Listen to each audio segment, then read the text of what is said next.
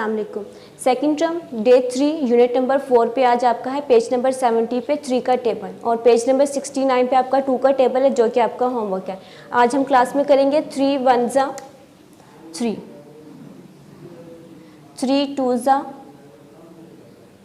6, 3 3 ज़ा 9, 3 4 ज़ा 12, 3 5 ज़ा, नेक्स्ट है 3 6 ज़ा 18। अब नेक्स्ट आ जाए 3 7 ज़ा 21, नेक्स्ट है 3 8 ज़ा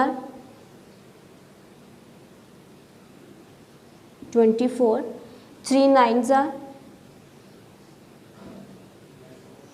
27 और लास्ट है आपका 3 10 ज़ा 30।